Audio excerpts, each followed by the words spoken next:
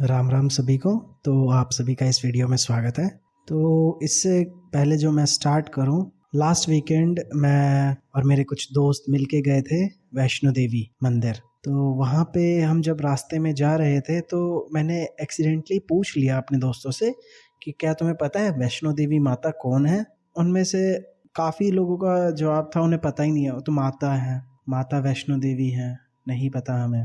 तो मुझे लगा कि इसके बारे में थोड़ा सी बात करनी चाहिए कि काफ़ी लोगों को देवी देवताओं के मंदिरों के बारे में तो पता है कि अच्छी जगह है, पहाड़ों के बीच में है, लेकिन जो उनका जन्म कैसे हुआ, वो आए कैसे इस दुनिया में, उनका काम क्या है, उनके साथ क्या घटना घटी जितने समय वो रहे थे, ये सब कुछ नहीं पता होता लोगों को। तो मैंने सोचा चलो इसके बारे में ही वीडियो बनानी चाहिए। तो आज हम उन्हीं के बारे में जानेंगे कि माँ वैष्णो देवी है कौन। सनातन धर्म में इनकी बहुत मान्यता है, बहुत दूर दूर से लोग आते हैं वैष्णो देवी। मैंने भी देखा बहुत भीड़ थी, हर जगह से लोग आए थे, दुनिया के हर कोने से आए हुए थे लोग। तो इन्हीं के बारे में बात करते हैं, चलिए शुरू करते हैं। माँ वैष्णो देवी जो थी, उनका जो जन्म था उसकी स्टोरी भी बहुत अच्छी है, यूनिक सी है। उसको आपको मैं बताता हूँ पहले कि उनका जन्म कैसे हुआ। जब डिवाइन मदर, जो हमारी दिव्य माँ है, जो दुर्गा है, जब वो राक्षसों से लड़ रही थी तो उनकी जो 3 मैनिफेस्टेशंस थी, महाकाली, महालक्ष्मी और महासरस्वती, ये एक साथ आए। इन्होंने अपनी जो आध्यात्मिक शक्ति है, स्पिरिचुअल स्ट्रेंथ है, तेजस, उसको इकट्ठा किया और उससे एक लड़की का जन्म हुआ, एक लड़की, छोटी बच्ची का जन्म हुआ। और जब उसने पूछा कि मेरा जन्म क्यों हुआ है, तब उन्होंने बताया, तीनों महाशक्तियों ने, कि आपका जन्म इसीलिए हुआ है ताकि आप इस धरती पे रह के सच्चाई का रास्ता दिखा सके लोगों को, उनको अच्छे मार्ग पे लगा सके। उनका जन्म तो हो गया और उनको ये कहा गया कि आप जो हैं वो रत्नाकर के घर में जन्म लेंगी। तो माँ वैष्णो देवी ने, उन्होंने फिर ह्यूमन फॉर्म में जन्म लिया। तो जब वो छोटे थे उनका नाम था वैष्णवी। तो आपने ये नाम बहुत कॉमन सुना होगा, ज़्यादातर ये साउथ के लोगों के जो बच्चियां होती हैं उनमें ये नाम बहुत प्रचलित होता है, वैष्णवी। क्यों? क्योंकि उन माँ वैष्णो देवी का जन्म जो था वो साउथ इंडिया में हुआ था, रत्नाकर और उनकी पत्नी के घर में। बहुत बड़े डिवोटी थे वो भी माँ के। तो जब उनका जन्म हुआ तब उनको ये बताया गया था कि आपको स्पिरिचुअल स्ट्रेंथ, आध्यात्मिक शक्ति बढ़ानी है अपनी, और आप जो हो वो विष्णु में मिल जाएंगे। तो उसके बाद उन तीनों महाशक्तियों ने उन्हें बहुत आशीर्वाद दिए। उसके बाद कुछ समय बाद उनका जन्म हुआ। उसके बाद जब उनका जन्म हुआ था तब शुरुआत से ही उनके अंदर बहुत ज़्यादा ज्ञान को लेके, आध्यात्मिकता को लेके बहुत क्यूरियोसिटी थी। तो उसके बाद वो अपना इस चीज़ का आंसर ढूंढने के लिए जगह जगह जाते और वो ध्यान की जो मुद्रा है उसमें ज़्यादातर अपना समय व्यतीत करती थी माँ। तो उसके बाद क्या हुआ कि उन्हें ये चीज़ पता चल गई कि ध्यान के मार्ग से ही मैं अपने क्रिएटर को मिल पाऊँगी, मैं विष्णु में मिल पाऊँगी। तो माँ वैष्णो देवी की जो स्टोरी है ये देवी महाभागवत पुराण में लिखी गई है। वहाँ पर माँ को विष्णु प्रिय के नाम से दर्शाया गया है। विष्णु प्रिय मतलब विष्णु की जो प्रिय होती है। माँ वैष्णो देवी को अलग अलग नामों से भी जाना जाता है, माता रानी, माँ त्रिकुटा, माँ अम्बे, माँ वैष्णवी, माँ त्रिकाला। माँ त्रिकाला का मतलब वो माँ त्रिमूर्तियों से जन्म लिया हो जिसने। इन्हें मानिकी नाम से भी जाना जाता है, मानिका पर्वत में होने के कारण, जो कि त्रिकुट पर्वत का दूसरा नाम है। तो आगे की स्टोरी हम कंटिन्यू करते हैं। तो जन्म की बात हो गई।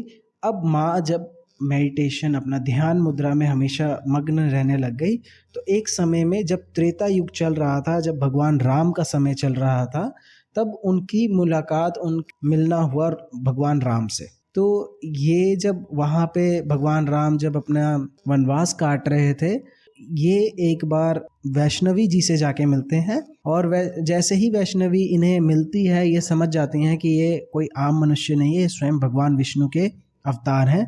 वैष्णवी उसी वक्त उनसे कहती है कि आप मुझसे विवाह कर लीजिए। भगवान राम, जो कि त्रेता युग में एक पत्नी व्रत धर्म का पालन कर रहे थे, इसलिए उन्होंने वहाँ पे उन्हें मना कर दिया और कहा कि कलयुग में जब मैं दोबारा आऊँगा कल्कि अवतार लेके, तब मैं आपसे विवाह करूँगा। तब तक आप त्रिकुट पर्वत पे जाके तीनों महाशक्तियों के साथ ध्यान मग्न रहिए। तो ये यहाँ पे वैष्णवी माँ जो थी, जब उन्होंने लॉर्ड राम से मुलाकात करी तो उसी के बाद वो त्रिकुट पर्वत पे आ गए थे ध्यान मग्न होने के लिए, ध्यान करने के लिए कलयुग के अंत तक। भगवान कल्कि जो होंगे वो कलयुग के अंत में होंगे और तब तक जो माँ वैष्णवी है वो त्रिकुट पर्वत माँ वैष्णो मंदिर में वहीं पे ध्यान में है। अब जो मेन स्टोरी आती है वो आती है माँ वैष्णवी जी ने भैरवनाथ का अंत कैसे किया। इसकी 2 स्टोरी आती है। पहला था गुरु गोरक्षनाथ, ये बहुत सिद्ध महापुरुष हुआ करते थे एक समय में, तो उनके डिसाइपल थे भैरवनाथ। तो भैरवनाथ जी ने एक बार वैष्णवी को देखा जब वो, और उसके बाद वो उनकी जो सुंदरता थी उस पे मोहित हो गए भैरवनाथ और उनका पीछा करने लग गए। तो ये चीज़ माँ वैष्णो देवी को बहुत ही ज़्यादा परेशान करने लगी और उन्होंने वहाँ से सोचा कि वहाँ से निकल जाए और कहीं गुफा में जाकर डीप मेडिटेशन में बैठ जाए। लेकिन ये चीज़ भैरवनाथ को रोक नहीं सकी। भैरवनाथ ने उसी वक्त अपनी ध्यान की मुद्रा से अपनी आध्यात्मिक शक्ति के द्वारा देख लिया कि माँ कहाँ गई है और उनका पीछा करने लग गए। वैष्णवी माँ ने जब जो आज के समय में बाण गंगा, चरण पादुका और अर्धकुंवारी है, उस चीज़ को पार करके वो लास्ट में एक गुफा के अंदर पहुंची जहाँ पे वो ध्यान मग्न हो गई। लेकिन भैरवनाथ फिर भी पीछा करता रहा और इससे नाराज होकर माँ वैष्णवी ने स्वयं महाकाली का रूप लेके उनका सर धड़ से अलग कर दिया। लेकिन भैरवनाथ को अपनी गलती का एहसास हुआ और उन्होंने माफ़ी मांगी। तो माँ वैष्णवी जो कि बहुत ही ज़्यादा करुणामयी माता है, उन्होंने उन्हें एक आशीर्वाद दिया कि जब तक जो भी भक्त मेरे दर्शन करने के बाद तुम्हारे दर्शन नहीं करेगा तब तक उसकी ये यात्रा सफल नहीं होगी। तो उसके बाद से तब जब भी कोई भी माँ वैष्णो देवी टेम्पल जाता है तो वो भैरवनाथ मंदिर जरूर जाता है अपनी यात्रा को सफल करने के लिए। तो उसके बाद माता वैष्णवी ने अपना जो ह्यूमन फॉर्म था उसे त्याग दिया। उसके बाद वहाँ पे वो पिंडी स्वरूप में स्थापित हो गई और वहाँ पे वो ध्यान मग्न हो गई। ये तो पहली स्टोरी है। एक और स्टोरी आती है श्रीधर की स्टोरी। श्रीधर बहुत बड़े भक्त थे माता के। तो एक बार माता ने उन्हें बच्चे के स्वरूप में दर्शन दिए और कहा कि श्रीधर तुम अपने घर में भंडारा करवाओ, भंडारे में सबको बुलाना। तो उन्होंने भंडारा करवा दिया। वो तो गरीब थे, उन्होंने सोचा कैसे करेंगे, तो माता ने आश्वासन दिया तुम कराओ, सब कुछ हो जाएगा। तो श्रीधर ने वैसा ही किया। उन्होंने माता को वचन दिया और सभी को आमंत्रित किया। उसमें भैरवनाथ भी थे।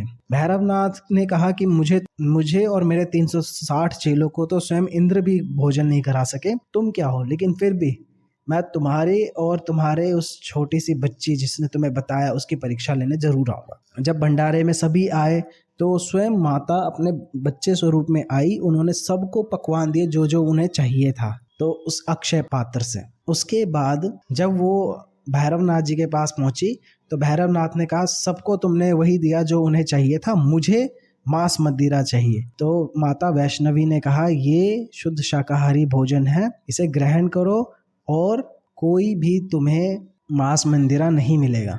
उन्होंने जिद करनी शुरू करी। माता वैष्णो देवी नाराज होकर चली गई। तो बच्चे स्वरूप में माता वैष्णो देवी जाने लग गई, पीछे पीछे भैरवनाथ पड़ गए। उसके बाद वो अर्धकुंवारी गुफा जो वैष्णो देवी से पहले आती है वहां पे जाके वो 9 महीने के लिए छुप गई। लेकिन फिर भी भैरवनाथ ने उनका पीछा नहीं छोड़ा। उसके बाद माँ देवी ने कहा कि मैं 9 महीने तक यहाँ पे तपस्या करूँगी। उन्होंने वहाँ पे हनुमान जी को बुलाया और हनुमान जी को कहा कि मैं यहाँ पे 9 महीने तक हूँ, तब तक तुम भैरवनाथ को गुफा में घुसने मत देना। माता की आज्ञा का पालन किया और उसके बाद उस गुफा का नाम अर्धकुंवारी पड़ गया, जो कि रास्ते में ही आता है जब लोग जो डिवोटीज हैं जब वो माता के दर्शन करने के लिए जाते हैं। माता आज भी कल्कि भगवान के इंतज़ार में वहाँ पे तपस्या कर रही हैं। तो यही है पूरी स्टोरी माँ वैष्णो देवी की, उनके स्वरूप की, उनके इस दुनिया में आने की। आई होप कि आपको वीडियो अच्छी लगी होगी, और अगर अच्छी लगी होगी तो प्लीज़ लाइक कीजिएगा, शेयर कीजिएगा, सब्सक्राइब भी कीजिएगा। और ऐसे ही स्पिरिचुअल वीडियो को देखने के लिए हमारे चैनल को सब्सक्राइब कीजिएगा। अभी आपके सपोर्ट की बहुत ज़रूरत है। तो धन्यवाद आप सभी का। मिलते हैं अगली वीडियो में।